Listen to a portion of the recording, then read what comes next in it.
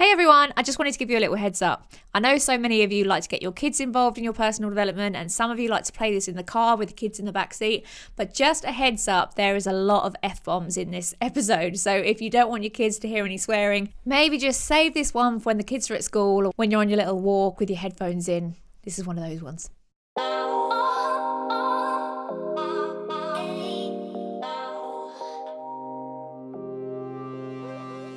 Hey, it's Carly here, and you're listening to the Made for More podcast. And this week, I've got such a cool and exciting guest on my show. So, can you call it a show? Podcast? Felt like I was on radio then. Anyways, this week I had the privilege of interviewing the incredible Sarah Knight. Now, Sarah Knight is an international best-selling author, and you will probably know her because you actually probably read her book. Her best-selling book, The Life-Changing Magic of Not Giving a Fuck, has completely changed the game for so many people, and I loved talking to her about this. So, as you can imagine, there is quite a lot of swearing in this episode. So if you are easily offended, if you don't like the word fuck, you're probably not going to like this episode. So I would just heads up, switch off now, because you're not going to like what's in it. But I really do hope that you carry on listening to it, because there's so much value in it. There's so many incredible, not only practical tips, but just amazing tips to change your outlook on things and change the way you look at things. And I know so many people struggle with being a people pleaser and really caring about what people think, and I'm a recovered people pleaser myself, so I really know how that all is. And Sarah just gave amazing advice on that, so I'm so excited for you to all hear this. We also talk about her podcast as well, which she has just launched, No Fucks Given, and it's already incredibly successful. And as soon as you listen to this episode, you're going to understand why, because she's got such a great way about her, such a great way of talking, and I know that you're absolutely going to love it. So if you do love it, make sure you head over to Instagram, take a screenshot of this episode and tag me at Carly Myers Lifestyle and at Made for More Pod, and tag Sarah as well. So Sarah is McSnugs, that is McSnugz. Make sure you follow her because she's fab. And of course, as always, if you're loving it, head over to Apple iTunes, leave me a 5-star review and share with everyone that you think will also find this helpful. Now let's get right into the episode. I'm so excited to hear what you think. Enjoy.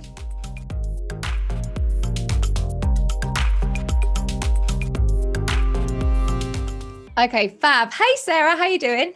Hi, I'm fine, thanks. How are you? I'm so good. I'm so excited to chat to you today and just get all into it. And I know that so many of my listeners are so excited to talk to you as well and to hear all of your stuff. And the thing that I'm most excited about is actually the fact that you have a podcast. And the reason that I'm so excited about that is because I listened to your TED Talk ages ago, and I remember listening to it and I remember thinking her voice sounds like how I imagine my sassy subconscious voice to be. Like when I'm feeling like mega empowered and total like bossing it, I feel like that's what my voice sounds like in my subconscious. So it's amazing that you've got your podcast running, because it's just, I love your voice. I love that. Thank you so much. I often think that only my husband hears my voice in his head. So it's nice to know that other people might also. No, it's a great voice. Really, really good. How are you finding your podcast? It's really great. It's the No Fucks Given podcast. We're in our second month, so week 8 right now, and we're going, guns blazing. We've been doing really well on the Apple charts, and I'm giving out advice that has its basis in all of my books, the No Fucks Given guides, and people seem really into it. Even those who, aren't big readers or who hadn't heard of me before through the books are finding something to love about the podcast. So the format is great for me, and particularly for lockdown years, since I am all by myself here in my bedroom, putting stuff out into the world.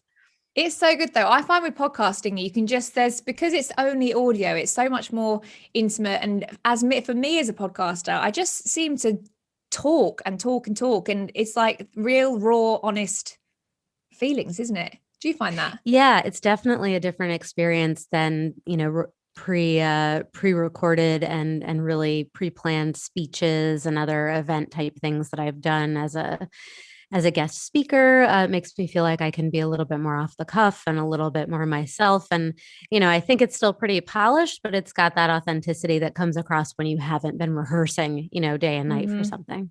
Yeah, totally. Sometimes I find myself on a tangent and I think, oh, how on earth have you ended up here? You've gone rogue, but it's good. I like it. So lots of people will know you for your books and the fact that you're an author, and you're not just an author, you're an incredibly successful author, international bestselling, New York Times bestselling author, but you actually had a whole hugely successful career before that. It feels like you've had loads of careers in one lifetime. So for those of you that don't know anything about your story, just take us back a little bit and let us know a bit about your background and how you've ended up here. Sure. Well, I was a book editor in New York City for 15 years. So I graduated from college in the year 2000, which seems a lifetime ago at this point. And I moved to New York City and I started working in publishing and eventually worked my way up the ladder and became a senior editor at Simon and Schuster, which was where I spent the last 5 years of my career. And I loved being an editor. I loved collaborating with writers. I loved discovering new writers and bringing their books into the world. And, of course, I've loved the written word since I was a little kid. I always have been a voracious reader and thought I had designs on writing someday, but I shelved that to pursue that career. And as much success as I was having back in 2015, I was also gripped with panic, anxiety, was experiencing my first rounds of depression, and was just having a really, really hard time. And it took a lot of soul searching, but I did ultimately decide that the thing that was the biggest, I don't know if you want to call it a stressor, but the thing that I was the least happy about in my life was my job. And it wasn't due to lack of success. And it wasn't because I didn't work with wonderful, talented, smart people. It was because I'm not cut out for a corporate environment. I'm not somebody who really enjoys office diplomacy and that kind of thing, and meetings and conference calls and all of that. And I'm very entrepreneurial, and I'm also a loner, and I'm also really stuck in my ways, and I like to do it my way. And if it works, great. And if it doesn't, I'll take the blame, but I'm not a real team player. So long story short, I was having all of these problems with my mental health. I identified the root cause of them, and I decided I had to do something about it, even though that meant turning my back on a career I'd spent 15 years building. So I saved up and I worked up the emotional, the emotional funds as well to prepare myself to quit. And I did. And I went freelance as an editor still. And then magically, you might say, I had the idea for my first book. And perhaps I had a lot more brain space left over to devote to my own ideas now that I wasn't editing other people's all day, every day. But that same summer of 2015 that I left my job, I wrote the proposal for what became the life-changing magic of not giving a fuck. And 5 books, 3 journals, a page-a-day calendar, and a new podcast. Here we are. It's so crazy. You've created so much in such a short period of time, from the point of saying, right, I'm going to write a book. You've done so many books. How do you even have the space to create that many books in that short time? I honestly did a lot of it in a fugue state. Wouldn't recommend moving quite that quickly. But also, partly because I was newly liberated from all of those fucks that I had been giving to my day job and to my corporate career. I had, as it turned out, a lot in the bank to expend on my new endeavors. And then year after year, because the reception for the first book and then the second book, Get Your Shit Together, were so good, and people were clamoring for more, and I just laser focused on giving it to them, and a lot of what I talk about in my work is prioritizing. And one of the first things I prioritized was happiness and mental health. And another thing I prioritize after that is, getting the important work done day in and day out. So I've been really focused, but it has been an extremely busy and chaotic 5 years in a different way than it was when I was working in New York City. Now I actually live in the Dominican Republic. Not only did I give up my career, I also gave up my New York life. My husband and I moved to the Dominican Republic right around the same time that my first book came out. It was something we'd wanted to do for a long time. We wanted to go tropical. And once I wasn't tethered to working in New York City, let alone the States anymore, we decided, why not just do it now? So I ripped off a lot of Band-Aids all at once. I'm not sure I would recommend that either, but I can and do help people do it with the advice I give in the books and on the podcast. That's amazing. I love that you had the courage to do that because it's so easy to just be like, yeah, but this is what I'm good at. And I've built this career for so long and I always wanted to do this and blah, blah, blah, blah, blah. And I feel the pressures, but it's amazing that you had the balls to do it. How long did it take from the point that you were thinking, do you know what? I think I had enough of this to the point you actually got out? Well, I started feeling the effects of the panic and the anxiety probably 5 years before I did anything about it, and I would not recommend that either. I hope that people will take away my advice today and through everything I do and start looking for those solutions to those problems much sooner than I did. But basically, it was 1 year from the time I decided that I was going to leave my job until I did. That was when I realized what my biggest problem was, which was that working environment. And I felt I worked it out. It was very clear, clear calculation on my part about how much money I was going to need to feel secure to walk away from it and start my own freelance business. And also psychologically prepare to take that risk, completely revamp my identity, take away the identity of success and achievement and ladder climbing and all of that I had been kind of attached to, you might say, for the first 35 years or so of my life. So I spent 1 year putting aside a little bit of money every day. I had done the math to see how much I would need to save each day to get to my cushion level that I wanted. I checked off a box every morning on a chart on my refrigerator. Gave myself a little sticker, and over the course of that year, really worked up the psychological courage to do what I was going to do, and then walked into my boss's office and gave my notice. Oh my God, I bet that moment felt so good. I remember when I first gave my notice into my job and I'd been working so hard to get out of it. And it's such a good feeling, isn't it? You feel like such a boss. It's also Well, scary it was though. terrifying when I was walking into his office, but it felt pretty good when I was walking out. Yeah, totally. I love that you talk about the kind of building up the psychological side of things to make that decision, because that's what most of it's about, isn't it? It's about your mindset in that moment and kind of finding the mental strength to take you through it. So you've taken the famous concept by Marie Kondo titled The Life-Changing Magic of Tidying Up, and you've basically applied it to your mindset, haven't you? So you talk all about mental decluttering and you've created the not sorry method. So tell us more about that, because it's amazing. I love it. Well, thank you. Yes. And I owe a debt of gratitude to Marie Kondo because I happened to read her book that same summer right after I left my job. I actually had a copy of it because I was going to send it to my mother, who needs a lot more help tidying than I do. I'm actually a very tidy person. And then every time I was going to put it in the mail to her, I thought that's a little passive aggressive. So now I just tell the story, and that's passive aggressive too. But I read the book myself and I thought, everything that she is doing here, that Marie Kondo is doing for your physical space, for your sock drawer, for your garage, for your closet, I've been doing for my mind. I've been clearing out the clutter from my mind. And I thought, as a publishing professional and somebody who knows their way around the value of a good parody, I thought, it would be fun. I'll write an affectionate parody of this book and I'll call it The Life-Changing Magic of Not Giving a Fuck. And I'll teach people how to mentally declutter instead of physically declutter. And, as I said, that really took off far beyond my wildest dreams. And now the No Fucks Given Guides is a series of, my own original thoughts and strategies and tips for continuing the process of mental decluttering, for managing anxiety and building confidence and all of that over the course of the 5 books. So it started out with an idea for an affectionate parody of a best-selling Japanese tidying guide, and it turned into something both different and equally valuable, I think, for people. But her method for physical decluttering, she calls it the KonMari method. It's obviously based on her name, Marie Kondo, KonMari, and mine is the not sorry method because it's both a fun little play on words, and also because once you do it, once you decide what you no longer give a fuck about, you discard those fucks and then organize your life around what you have left, the 2 prongs of mental decluttering.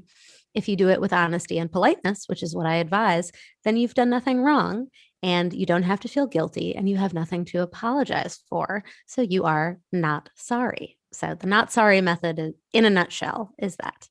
Oh, I love it. It's so good. It's so liberating to just say, I just don't give a fuck. isn't it? You know, when you first say it out loud, you're like, yeah, that is actually how I feel. And you talk about it's kind of like a balance that you talk about, isn't it? Kind of like a you have some fucks that you will give to some things, and then you won't give your fucks to other things. Of making your fuck budget. Fuck budget, that's it. Yeah. I'm thinking fuck balance, but it's fuck budget. Yeah. Can you tell us about the fuck budget? Because I think that's brilliant. Yeah. So in my parlance, your time, energy, and money are your fuck bucks, and spending them wisely is making and sticking to your fuck budget.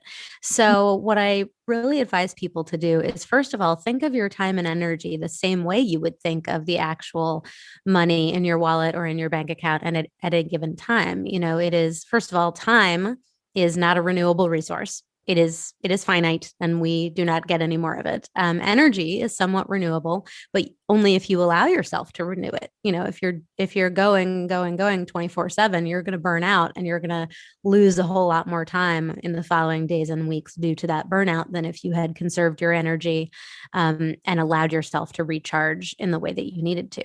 And of course, money is money. You either have it or you don't. You have to budget it wisely. So the fuck budget is really about taking those three concepts, which form the resources that you have at your disposal to live your life, to do things for others, to do things for yourself, and just treat them as resources that deserve to be conserved and spent on the things that either make you happiest, or, as I say, that serve you. Because I do understand that there are some fucks that you have to give that don't necessarily make you happy, but you have to do them because they benefit you in some way. Maybe you don't love getting up and going to work every day, but you have to do that because you need to get paid, because you have to pay your rent. So, Mhm. when people are sort of like, well, what do you mean? Like, I don't want to give a fuck about X, Y, or Z. And I'm like, well, do you have to give that fuck? Yes. Okay, then it goes in your fuck budget. But the idea is to zero in on the things that make you happy. Marie Kondo would say, hold on to the physical possessions that bring you joy. And I say, get rid of the mental clutter that annoys you. So good. It's so good having that awareness, isn't it? Because so many times you can just go through your day and go through your life and have no idea that actually the majority of your day you're spent doing things that make you feel crap, or like just really don't serve you at all. So having that awareness of thinking what actually makes you feel good. I absolutely love that concept. I think probably one of my main things that I just don't really give a fuck about is like social events of friends, or like, like when your partner's friends have got a social event. That's a good one to say no to, isn't it? Oh, absolutely. I mean, my husband and I have had an understanding ever since the day we met, which is more than 20 years ago now, which is we don't make each other do things that we don't want to do. And so, it has no bearing on whether or not I like or enjoy the company of various friends or family of his. But if he happens to want to join them for something that I do not want to do, I do not go. And he is fine with that, and I am fine with that. And as for me, the number one thing that I don't give a fuck about is what anybody else thinks of my life decisions.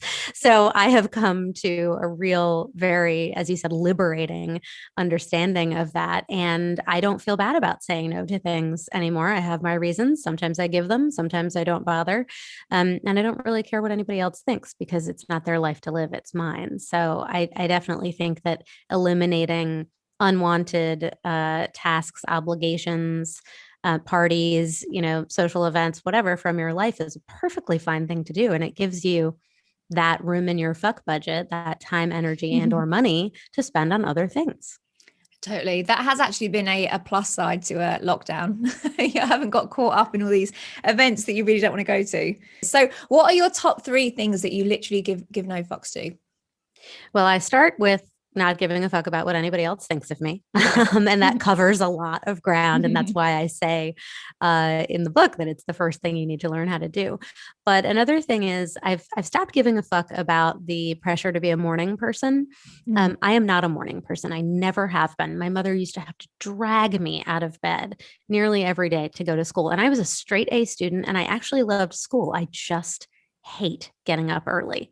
And for a long time, I felt kind of ashamed of that and like I was a lesser human being and that people were judging me for it. And I tried to just get with the program. But one of the great things about freelance life and also about being a person who has really good boundary setting mode right now in my life is that I just don't have to do things early in the morning if I don't want to do them. I don't have to do it and I won't. So that's another thing. And then thirdly, I really don't give a fuck about what's popular. I find myself wading through a lot of social media, a lot of suggestions from friends or discussion with friends about TV and books and movies, especially during this pandemic year. And it's very easy for me to say, even if something is so popular and must watch and I'm being left out of the conversation, if I don't watch it, if it doesn't interest me, I just won't spend my time and energy or my money on it. So I feel like I have a pretty good attitude toward FOMO in that way, the fear of missing out. I just am very, very cool with letting popular things pass me by if I'm not interested in them. I do not feel pressured to keep up with sort of the times or with what other people think is great, because then I'll just go off and find something that I think is great, and there I've enjoyed myself and it hasn't hurt anybody else. So those are three that come to mind.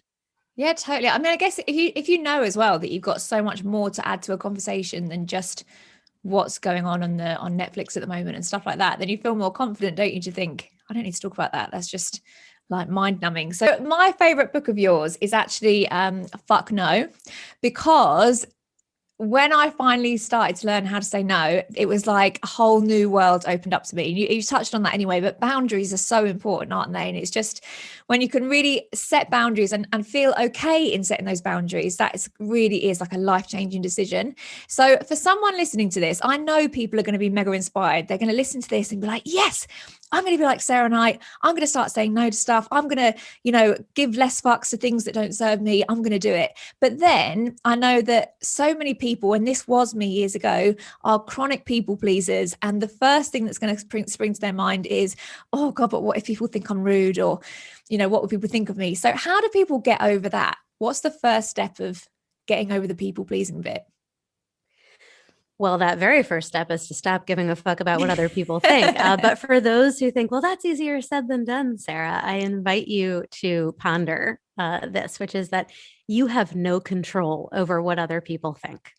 You can only control your own behavior, and you can control being a good, respectful person. You can control the way you set and enforce your boundaries, but you have no control over how people will react to them or what they will think. You can do it as honestly and politely as I advise, and it still might not go over well. And you don't know. It's because the other person on the other end is having a bad day. It's because they just don't like you because you remind them of someone they don't like. It's they don't like you because they're jealous of something you have, and you can't control that. All you can control is your behavior. So your no's, your boundaries that you set, they're yours to set and they're yours to enforce. And if you do it in a way that is respectful, then you can feel good about that. And you can just set aside the worries and the anxiety and the stress over things that you can't control, i.e., other people's reactions. And the other side to that is that, it says more about someone who can't take no for an answer than it says about you saying a perfectly justifiable no. So I always try to remember that whatever's going on in somebody else's head that's causing them to react the way they are to my removing something from my fuck budget, that's their problem. It's not my problem. And I know that some people listening will still think, that sounds a little easier said than done. But another piece of advice I give is that once you try it once, if you can muster the courage and bravery and excitement about feeling liberated to do it once, it will probably work out in your favor with very little kerfluffle, because most people don't actually care nearly as much about how you live your life and the decisions you make as you think they do. Most of it is in your own head. So if you do it once and it goes well, that is going to give you the confidence and excitement to do it again and again. And that's how Oh. you get to be where I am. Ah, I love it. That is honestly so true. Because I remember when I first decided, like, right, I'm going to start saying no, I'm going to set some boundaries. I kind of like geared myself up for the backlash almost. And I created this whole scenario in my head of how that person was going to react. And they just didn't. They took it really well. And they were like, yeah, no, of course, totally get that. And I was thinking, what was I even thinking about? And, I was lucky that that was my first, experience into boundaries and stuff like that. And they took it really well. But most of the time, we do just create these weird and wonderful stories in our head about how they're going to react or what they're going to think. And it's just not true a lot of the case, is it? It really isn't. And also, and I go over this obviously, as you know, in Fuck No, the book, and in episode 3 of my podcast, which is called Just Say Fuck No, and goes over a lot of the top tips from that book. There are lots of different ways to say no, and there are ways to ease into it. If you are a people pleaser, or like me, you're an overachiever, there's sort of 4 categories of naysayers, yes men and naysayers. And you can say, a hard no, just no, thank you, can't afford it, don't have time, don't want to do it. But you can also say a no that allows you to offer an alternate solution. You can say, I don't have time to do this on, the schedule that you proposed, but I would love to do it. How about this? So there are ways to take your people pleasing tendencies or your overachieving tendencies and ease out of them by saying no to something that really doesn't work for you, but proposing an alternate solution for something that could. And you put the ball in the other person's court. And I think that's another thing that people have trouble with when they think about saying no to something they're thinking of it in terms of such finality, and it gives people anxiety to cut off options and choices. This is something I've learned in my study of anxiety and from doctors and therapists. People like to have choice. So you feel like you're cutting off, these options in your own mind by saying a hard no. Well, you don't have to say a hard no. You can say a no for now. You can do the no and switch, which I talk about in Fuck No. And this is good for people who have FOMO too, because if there's something they really can't or shouldn't be doing, but they don't want the person not to ask them again in the future, just say that. Just say, I can't do it now, but I'd love for you to ask me again in the future. How hard was that? Yeah, it's so true. That's such good advice, such good practical advice, because that really does ease you into that kind of mindset, doesn't it? That I can't do this, but what I can do is this. It just feels like a much more comfortable way of doing it. So on your podcast, you actually have a section where people can write in, don't you? They can write in and ask their questions, and you'll answer them on the podcast, which I think is so cool. What is the most common question that you keep getting asked at the moment? It's funny. The segment is called You Asked for It, and it's once a month. I fill a whole episode with listener questions, and I answer them in just sort of a blunt, no nonsense way, as is my want.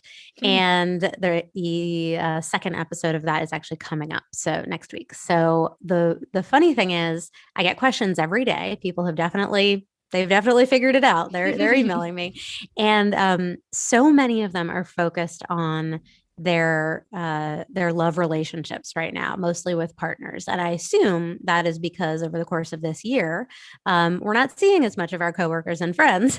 We are actually trapped in a home with our primary partner that we live with. So people are asking a lot of questions about how they manage a partner who has a different fuck budget than they do. And I did address that on the first You Asked For It episode, and we'll continue to answer specific inquiries that are along those lines in future episodes. But my general advice for that is, like, if it's something that doesn't matter to you, if you can really ask yourself, is it a huge problem that my partner, for example, doesn't give as many fucks about having a tidy home as I do?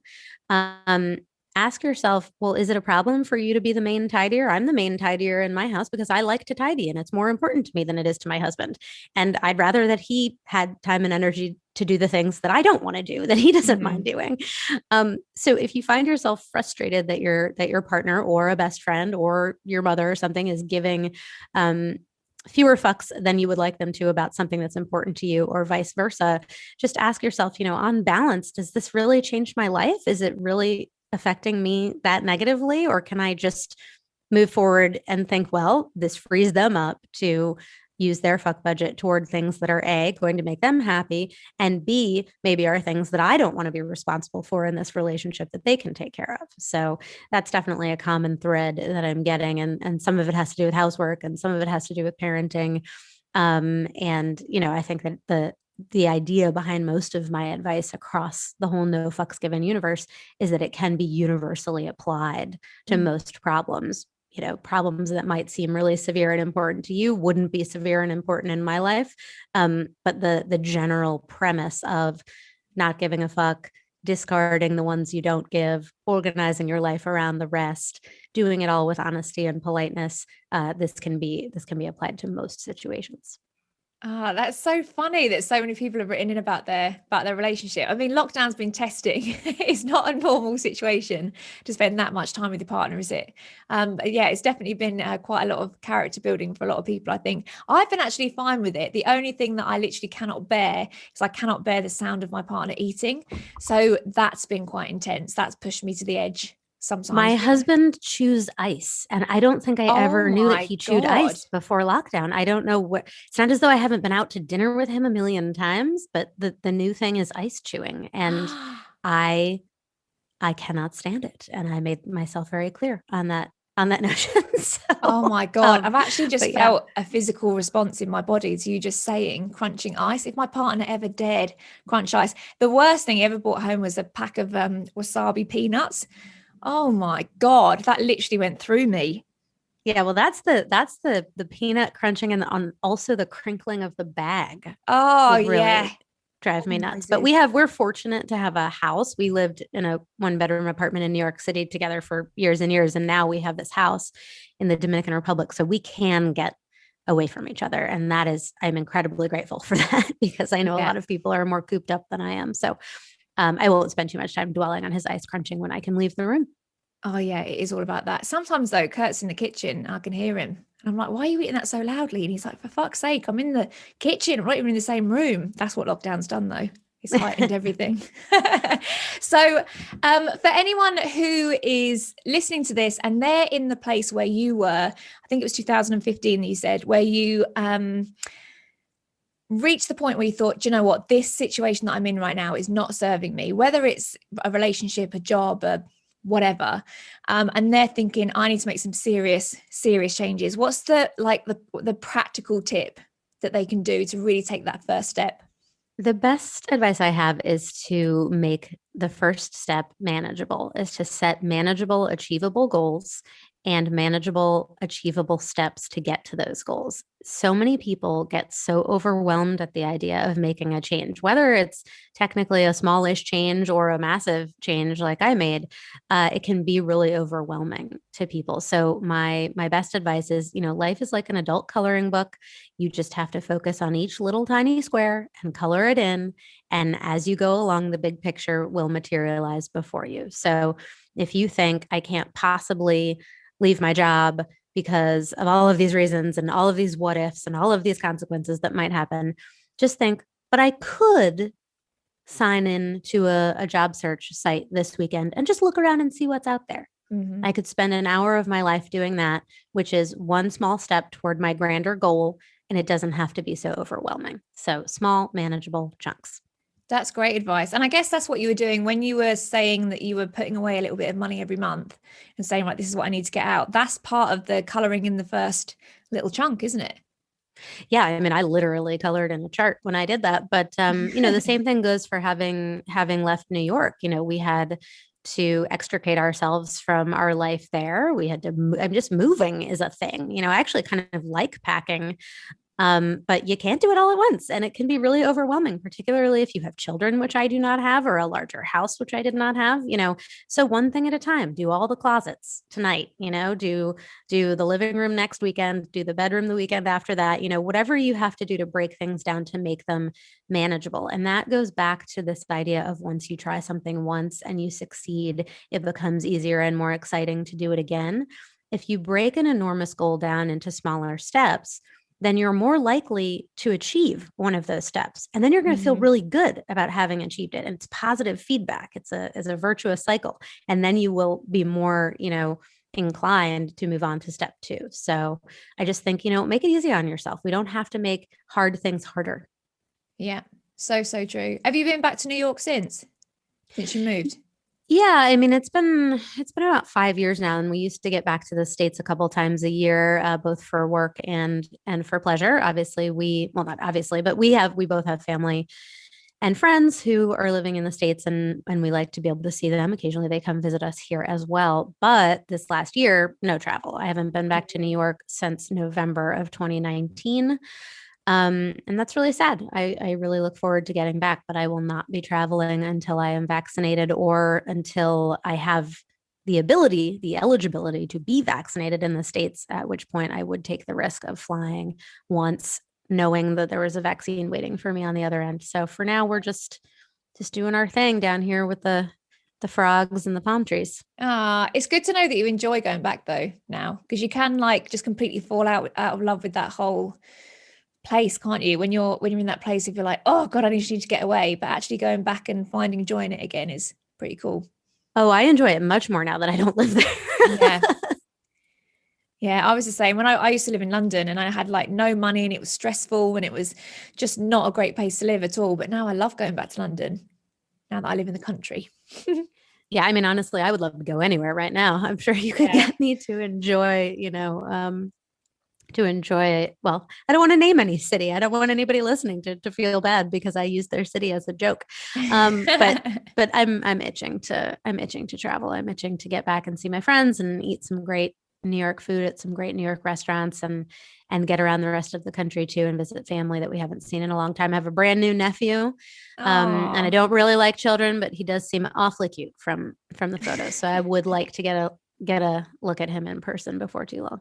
oh, cute. He does seem awfully cute. So finally, I actually have a question that I would love to ask. Mhm. Obviously, you have worked in publishing houses for years and years and years, and all of my listeners know that it's a big dream of mine to write a book one day. But actually, a lot of my listeners also want to write a book as well. So, what are your top tips for aspiring writers to really get their book published and have the kind of success that you've had? My biggest tip, and this is coming from the perspective of what some people would call a gatekeeper in the publishing business, as an Mhm. editor working for a publisher, is to really familiarize yourself with the process and respect the process. So it is not an overnight thing. It requires getting published and doing it, and living up to your publication, marketing yourself, and doing all of the required steps post publication really requires a knowledge of what's out there. What are other people doing? What's working? What isn't working? Who is talking about the same things? If you're a nonfiction writer, who is a leader in your space? What does their audience want from them? What do you have to offer that's different or better?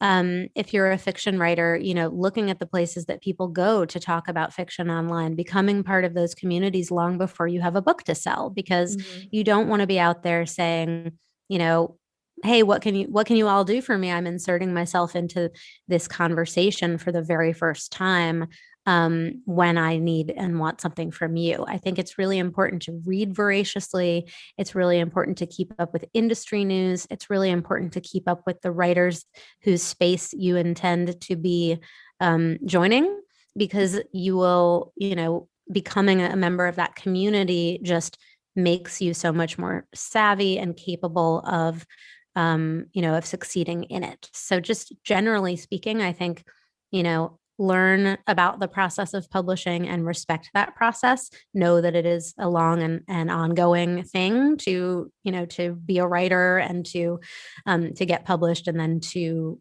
market and publicize your book after the fact. And then from the point of view of, how it works, if I can just give the quick and dirty, you really do want to get a literary agent. A lot of people think, oh, I don't want to give up 15% of my, royalties or my advance for an agent. Agents are invaluable. I cannot say enough about how much you will want and need to have a literary agent navigating the publication process for you. Certainly, if you decide to self-publish, that is a moot point. But if you are looking to publish in the realm that I'm familiar with, as I said, from having worked as an editor and now being a published author, Highly recommend getting a literary agent, which means start researching now. Start Googling literary agents, start looking at their client list, start seeing what they like, what they're interested in, what their submission requirements are, because you could be working on writing your book, but eventually you're going to need to write a cover letter and a proposal for that book and try to get yourself representation. So it's really good to be thinking about that on the front end and making sure that you're targeting the right people who want what you have,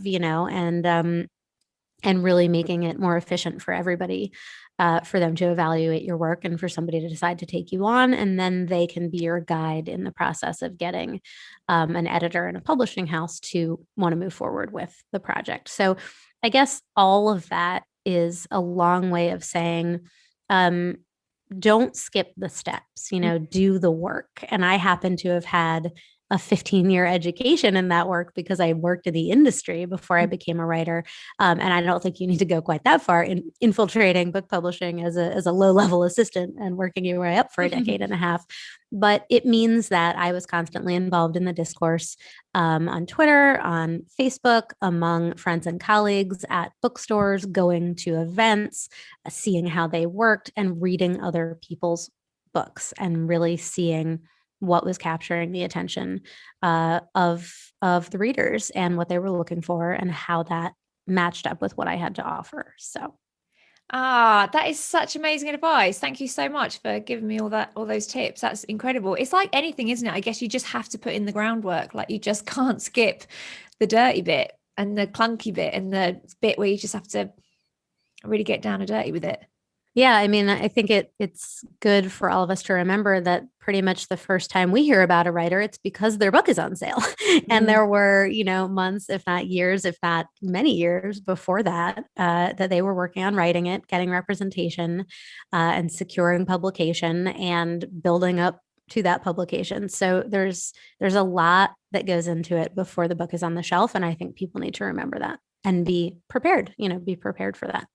Yeah, totally. I remember hearing Rachel Hollis once actually say that an article wrote about her saying, "Oh, how does it feel to have your first book be like number one?" And she was like, "This is my fourth book. No one knows about my other books. I can't remember how many it was, but she had so many that flopped, and nothing like really came of it. But then she just had this one that was mega, and that's how everyone knew of her." Yeah, I believe Dan Brown was selling his first couple of novels out of the trunk of his car,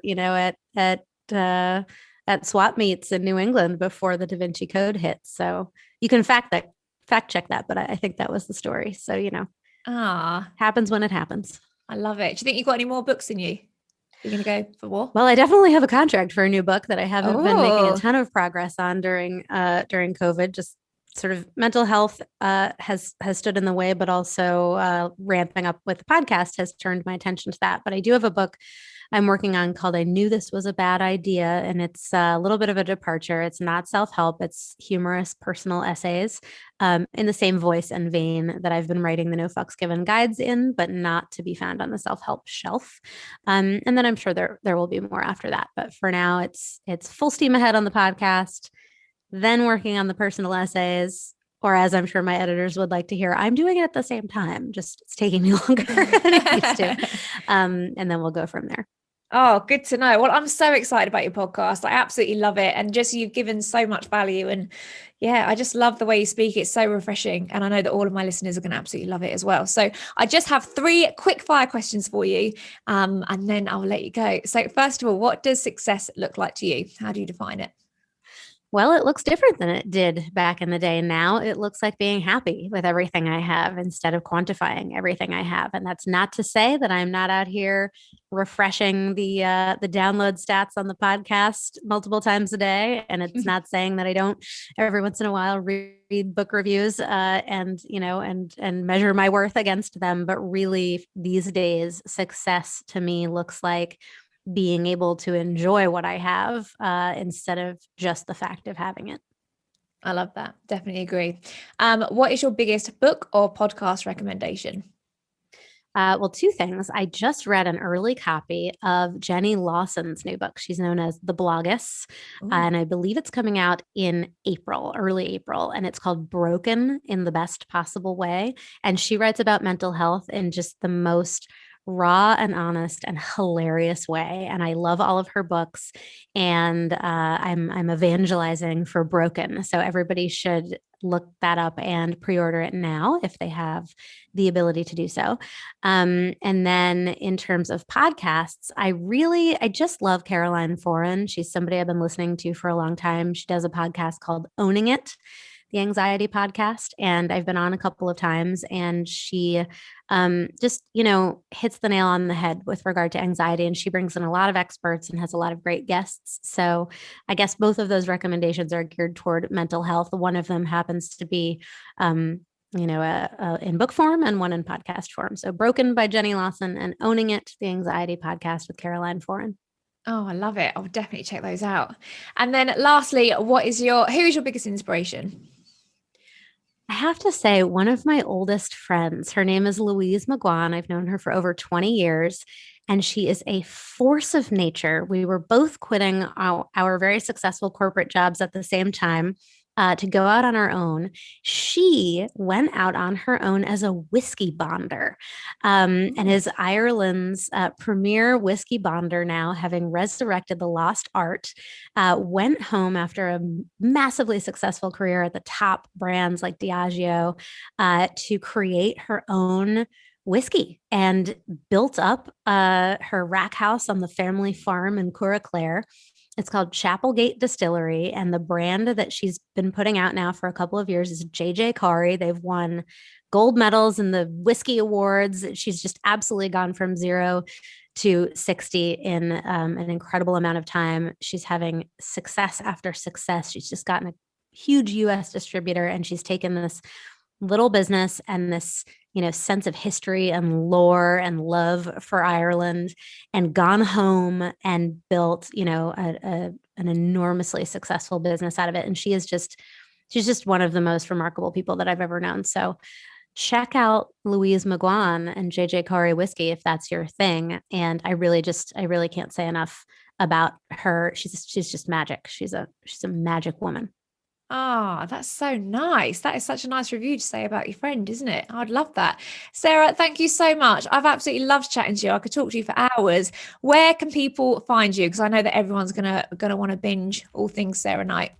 Well, thank you so much. The best place to find all things Sarah Knight is my website, nofucksgivenguides.com. And you can find the books, the journals, the calendar, the podcast, all the articles I've ever written, all of the podcasts I've ever done guest appearances on, my TED Talk. You can sign up for my No Fucks Given newsletter, nofucksgivenguides.com. And from there, you can find me all over social media. It is the single best resource if you are looking for more on what we talked about today. Ah, so good. Thank you so much. You've definitely inspired me to give less fucks and just put myself first even more. And I know that you'll have inspired so many other people as well. So thank you so much for your time today. And I absolutely love everything you're doing. Thank you so much for having me. I really appreciate it. This is a great conversation, and I hope people get something out of it. Yay. Thanks, Sarah. Bye.